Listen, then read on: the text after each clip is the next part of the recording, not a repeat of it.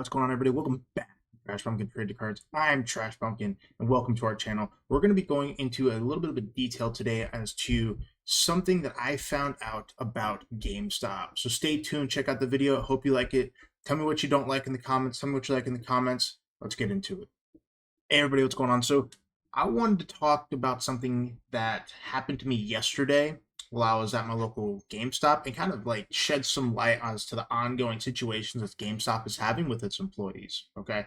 So if you don't know, you can go to GameStop and you can submit cards to PSA and they will get shipped to PSA as part of your deal. Now, you're going to pay the price to get the cards graded, which is going to be a little bit more than what PSA charges, and then GameStop handles all the shipping and handling. Now, what the issue with that is that GameStop employees have to validate the order before it gets shipped. So what does that mean? That means that they're going to open up the package, or they're going to look at the cards in the package, make sure they're in the right order, and then they're going to take them and send them to PSA. So when I was at GameStop yesterday, and I'm not going to say where I'm at, but at my local GameStop, I was speaking with one of the employees. Come to find out that the assistant manager of the store has access to not only all of the graded cards, but all of the sealed products coming into GameStop. So what he does is he sets aside 50 to 60% of their inventory for himself to buy, scalp, and flip for a profit.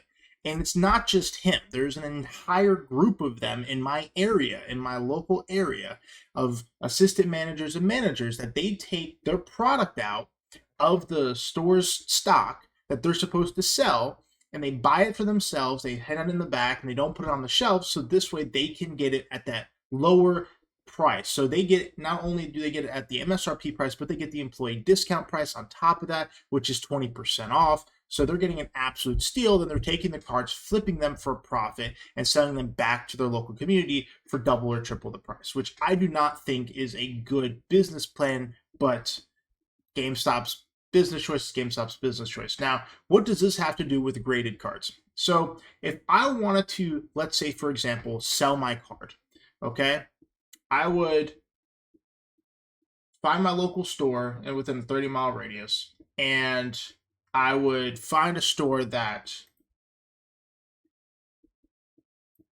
has the ability to do that, okay?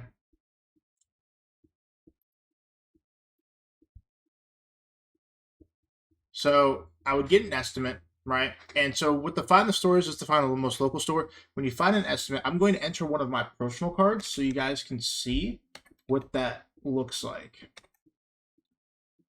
And so you'll type in the certificate number on the PSA cards. They only take PSA.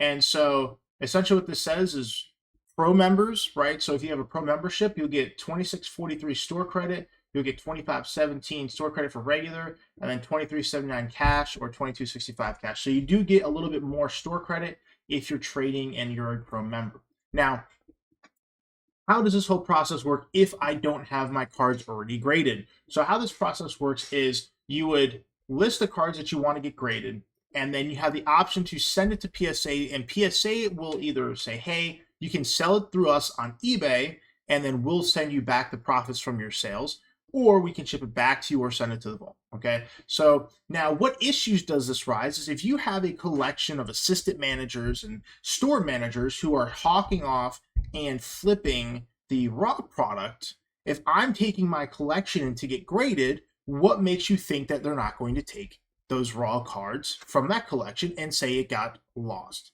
What does this mean? This is happening across the board. So this is a story how a member took, and these were not his most expensive cards, right? So this is what happens. You see the GameStop logo right here, okay? And so these are the cards that he submitted. Not the most expensive cards in the world, but there's some pretty cards. You got the Hitmonchan, you got the Ninetales, very pretty from the Legendary Collection, and you got the Slow King over here. Very, very pretty cards. Again, not the most expensive cards, but you know, pretty. And so it was lost in transit after waiting 3 months with no update, and they were offering me fair market value, but it doesn't obviously make into account the value cards have been graded likely 8 to 10s. And so what they said fair market value was because the cards were raw when lost, okay? And this is the thing that PSA has, where if you send cards raw, that they get the raw price, and then if the cards are lost coming back graded, then you have the graded price. So we could say that they're 8 to 10s, but unfortunately there's no way to justify that since we're not professional experts and we've sent brand new cards in to get graded and they've come back 4s. So that being said, this is not the first story that this has happened to. And so what we are estimating, or people are estimating about, is that these cards that were submitted were taken in the back and pocketed. And then they just said, oh, it was lost. And knowing the assistant managers and managers know that GameStop will recompensate this person at fair market value. Okay, so it sucks for this person because these are their cards. They're either from the childhood collection or they spent their own money on it, whatever the case is. And it's really, really terrible as a customer base if you want to continue shopping there. So now you're like, well, should I really submit through them? And you can do what you want. I'm not giving you guys any advice. I'm not saying that this is important.